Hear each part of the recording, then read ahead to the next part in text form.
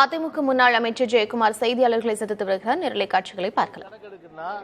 3 வருஷம் ஆகும். 3 வருஷம் ஆகிற சூழ்நிலையில எதுக்கு இந்த அவசரம்?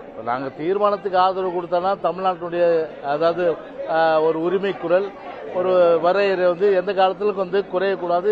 அனைத்து இந்திய அண்ணா திராவிட முன்னேற்ற கழகத்துடைய அந்த நிலைப்பாடை நாங்கள் எடுத்து சொன்னோம். அது ஒரு பக்கம். ஏன்னா இந்த உரிமையை நாங்கள் எந்த காலத்தில் விட மாட்டோம். ஆனால் உரிமையை பற்றி பேசுவதற்கு இந்த திமுக அரசுக்கு குறிப்பாக முதலமைச்சராக உள்ள ஸ்டாலினுக்கு அதற்குண்டான முகாந்திரம் இருக்கின்றதா? இல்லை. ஆண்டாண்டு காலமாக தமிழ்நாட்டுடைய உரிமைகளை தாரை வந்தது. கச்சத்தீவாக இருந்தாலும் சரி, இன்னைக்கு மீனவர் பார்த்தீங்கன்னா திருவோடு ஏந்தி போராடுறாங்க ராமேஸ்வரத்தில்.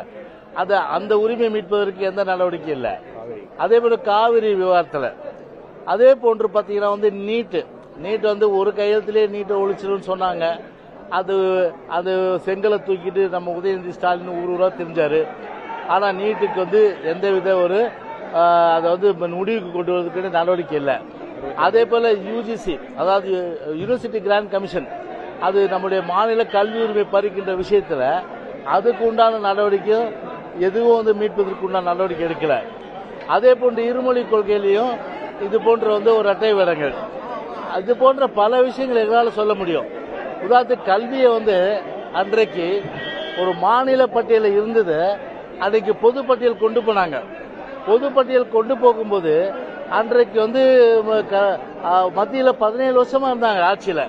17 வருஷமா இருந்த ஆட்சியில் இருந்தவங்க அதை நினைத்திருந்தால் மாநில பட்டியலை சேர்த்து தான் நீட்டு போன்ற ஒரு கொடுமையான அரக்கன் தமிழ்நாட்டில் வந்திருக்க நியாயமில்லை.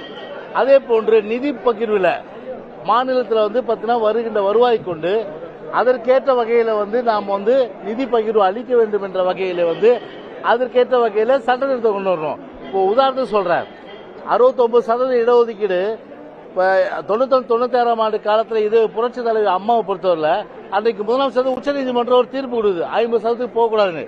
நாங்கள் சும்மா இருந்தோமா? உடனே என்ன பண்ணோம்? பிரைம் மினிஸ்டர் சந்திச்சோம். 9வது அட்டவணையில் கான்ஸ்டியூஷன் அமெண்ட்மெண்ட் அரசமைப்பு சட்டத்தை திருத்தணும்.